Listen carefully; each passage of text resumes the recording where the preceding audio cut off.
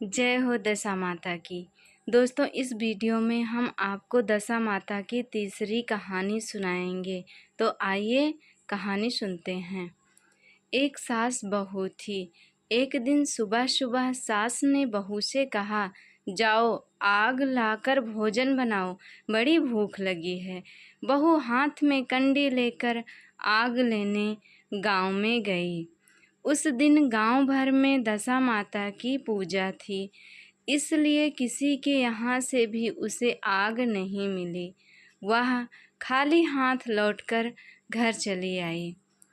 सायं होने पर वह पड़ोसन के पास जाकर बोली कि मेरी सास तो दशा माता का डोरा नहीं लेती, परंतु अब की बार मैं डोरा लेना चाहती हूँ। मुझे पूजन की विधि भी बता देना। दोबारा जब डोरा लेने का समय आया तो बहू ने सास को बिना बताए दशा माता का डोरा ले लिया। 9 दिन किसी न किसी बहाने पड़ोसन के घर जाकर कथा सुनती रही। 10वें दिन उसे चिंता सताने लगी कि अब मैं पूजा कैसे करूँगी। वह मन ही मन दशा माता का ध्यान धर कर सोचने लगी कि आज सास की बाहर चली जाए तो मैं शांतिपूर्वक पूजा कर लूं। दशा माता की कृपा से सास बहू से बोली, मैं आज खेतों में जा रही हूँ। यदि मुझे आने में देर हो जाए तो तुम मेरे लिए खेत पर खाना ले आना। बहू के मन की मुराद पूरी हो गई। वह तो यही चाहती ही थी ना। उसने सास से कहा कि आप निश्चिंत होकर जाइए, घर का सारा काम मैं निपटा लूँगी। सास के जाते ही बहू ने स्नान कर दशा माता की पूजा की।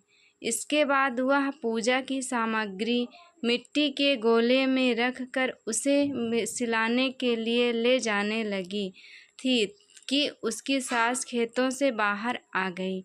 सास को देखकर बहू ने जल्दी से उस गोले को मटकी में छिपा दिया। उसने सोचा कि उचित समय पर गोले को दही से निकालकर विसर्जित कर आऊंगी। सास ने आते ही बहू से कहा, तुम मुझे खाना देने क्यों नहीं आई? अब तक क्या कर रही थी? बहू ने कहा कि आज मैंने सर के बाल धोए थे, उनके सूखने में देर लग गई, इस कारण भोजन बनाने में देर हो गई।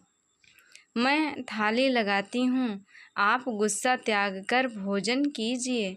सास का गुस्सा कुछ ठंडा हुआ।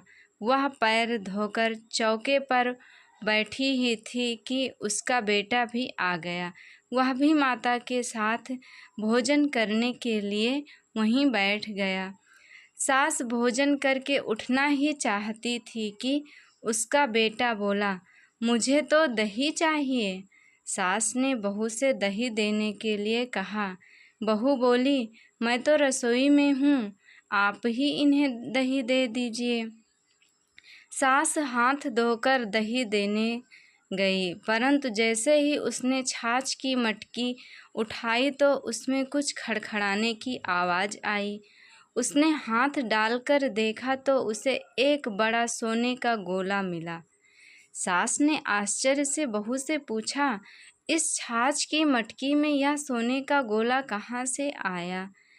इसे तुम कहाँ से चुरा कर लाई हो और यहाँ क्यों छिपा कर रखा है? मैं समझ गई कि इसी वजह से तुम छाछ देने नहीं उठी। इसका भेद बताओ। बहू बोली, मुझे कुछ नहीं पता, मेरी दशा माता जाने। मैंने आपको बताए बिना दशा माता का डोरा लिया था और उनकी पूजा भी की थी। आपके आ जाने के कारण मैं डोरे को विसर्जित करने नहीं जा सकी। आपके डर से मैंने इसे छाछ की मटकी में छिपा दिया था। दशा माता ने इसे सोने का बना दिया। मैं इसमें क्या कर सकती हूँ? सास ने बहू को गले लगा लिया और कहा, अब मैं भी तुम्हारे साथ डोरा लूँगी और विधिवत व्रत पूजा भी किया करूँगी।